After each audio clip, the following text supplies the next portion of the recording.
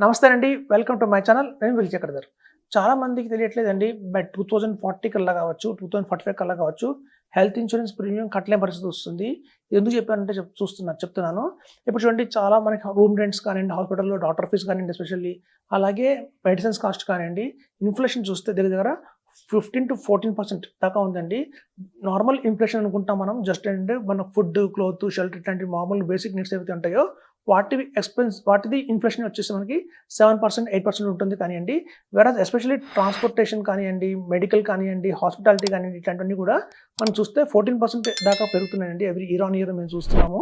So మనం చూస్తే రాబోయే 2045 కావచ్చు, 50 కావచ్చు, ఈవెన్ 25 లాక్స్ పాలసీ తీసుకున్నా కూడా మనకి సరిపోదు అనిపిస్తుంది ఆ రోజుల్లో. సో మనం మినిమమ్ 25 లాక్స్ పాలసీ మెయింటైన్ చేయాలి అన్నా కూడా చూడండి, మేము ఎప్పుడైతే ఈ హెల్త్ ఇన్సూరెన్స్ స్టార్ట్ చేసామో బై 2002 ఆ ఇయర్స్‌లో, 2003 ఇయర్స్‌లో ఈవెన్ 50,000 రూపీస్ పాలసీ కూడా ఇచ్చేవాళ్ళం మేము పబ్లిక్‌కి. 50,000 పాలసీ ఇచ్చేవాళ్ళం సమ్ ఇష్యూడ్. ఇవాళ అసలు 50,000 పాలసీ అనేది లేదు. మినిమమ్ తీసుకోవాలంటే 5 లాక్స్ చెప్తున్నారు. సో అట్లయితే ఒక 20 ఇయర్స్‌లో, జస్ట్ 20 ఇయర్స్‌లో 50,000 మినిమమ్ పాలసీ నుంచి ఇవాళ 5 లాక్స్ మినిమమ్ పాలసీ వచ్చిందో, అలాగే నెక్స్ట్ మీరు చూస్తే నెక్స్ట్ రాబోయే 20 ఇయర్స్ తర్వాత మినిమమ్ పాలసీ 25 లాక్స్ నుంచి స్టార్ట్ అవుతుందండి. మనం ప్రీమియం చూస్తే అమాంతం 1,00,000 కట్టమంటారు పర్ యానం.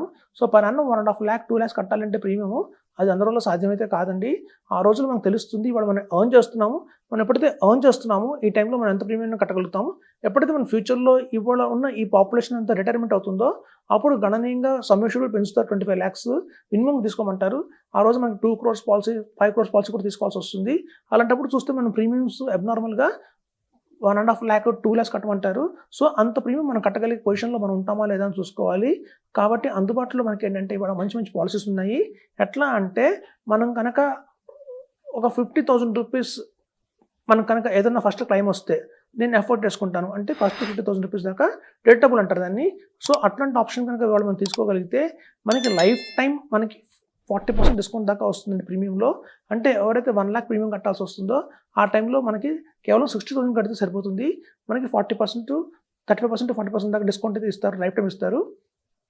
సో అట్లాంటి మంచి మంచి పాలసీస్ ఇవాళ మార్కెట్‌లో అందుబాటులో ఉన్నాయి. సో డిస్కౌంట్స్ తీసుకోండి. ప్రీమియం డిస్కౌంట్స్ అని అంటారు దీన్ని. సో ప్రీమియం డిస్కౌంట్స్ మనకి ఏ కంపెనీ ఇస్తుంది మనం చూసుకొని, మనకి అలాంటి కంపెనీ ద్వారా కనుక మనం పాలసీ తీసుకుంటే ఇవాళ కాదండి, రాబోయే రోజుల్లో ఈవెన్ 1 క్రోర్, 2 క్రోర్స్ పాలసీ తీసుకోవాల్సిన టైంలో కూడా మనకు పాలసీ అనేది ల్యాప్స్ అవ్వదు. ఇప్పుడు చాలామంది తీసుకుంటారు పాలసీ, 10 లాక్స్ పాలసీ తీసుకుంటారు. ప్రీమియం కడతారు 60,000, 70,000 ఎందుకంటే ఎర్న్ చేస్తున్నారు కాబట్టి.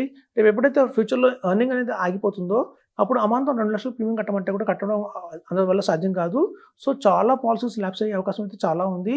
సో మనం కనుక ఫ్యూచర్‌ని ప్రిడిక్ట్ చేసుకుంటూ రేపు ఫ్యూచర్‌లో ఒక 2 క్రోర్స్ పాలసీ తీసుకోవాలన్నా కూడా నేను 1.5 లాక్ ప్రీమియం కట్టాలి అన్న థాట్ వచ్చినప్పుడు కట్టగలుగుతానా లేదా? సో అలా కట్టాలి అంటే దానికి ఇవాళ నుంచి నేను ఎట్లా ప్లాన్ చేసుకోవాలనేది ముందుకు తీసుకోవాలండి. ఎందుకంటే మనం ఒక 20 ఇయర్స్ పాలసీని కంటిన్యూ చేసిన తర్వాత హెల్త్ ఇన్సూరెన్స్ పాలసీ ఎప్పుడైతే మనకి దానికి నీడ్ వస్తుందో, ఎప్పుడైతే దానికి మన అవసరం వస్తుందో అట్లాంటి టైంలో కనుక మనం రెన్యూవల్ ప్రాపర్‌గా చేసుకోకుండా వదిలేస్తే ఆ పాలసీని కట్టలేక మనకి ఇన్నాళ్ళు కట్టినంత కూడా వేస్ట్ అయిపోతుందండి. సో అందుకు చెప్తున్నాను, మనం కనుక ఎట్లాంటి పాలసీస్ తీసుకోవాలి అంటే ప్రీమియం డిస్కౌంట్స్ ఉన్న పాలసీ తీసుకోండి. ఎవరైతే ప్రీమియమ్స్‌లో మనకి భారీగా డిస్కౌంట్స్ ఇస్తున్నారో, ఇయర్ ఆన్ ఇయర్ ఇస్తున్నారో అట్లాంటి పాలసీస్ తీసుకుంటే మీకు బర్డెన్ అయితే ఉండదు. రాబోయే రోజుల్లో ఈవెన్ మన 2 క్రోర్స్ పాలసీ కూడా ఈజీగానే కంటిన్యూ చేసే అవకాశం అయితే ఉంటుంది. సో మనం ఎప్పుడు తీసుకున్న పాలసీస్‌ని కానియండి, హెల్త్ ఇన్సూరెన్స్ పాలసీ కానియండి, ఒక పెన్షన్ ప్లాన్ కానియండి, ఒక ఇన్వెస్ట్‌మెంట్ కానియండి, 2030ని 2025ని దృష్టిలో పెట్టుకొని తీసుకోకూడదు. 2045లో మన పరిస్థితి ఏంటని ఆలోచించుకోవాలి. 2050లో మన పరిస్థితి ఏంటని ఆలోచించుకోవాలి. సో అంత లాంగ్ ప్రిడిక్షన్ అయితే చేసి ఉండాలండి. మనం యాక్చువల్‌గా అడ్వైజర్స్‌ని సంప్రదించేది అందుకు. ఇవాల్టి రోజు కోసం ఎవరు చెప్పక్కర్లేదు ప్లానింగ్. ఎందుకంటే నాకు ఇన్‌కమ్ ఒక 1 లాక్ వచ్చింది.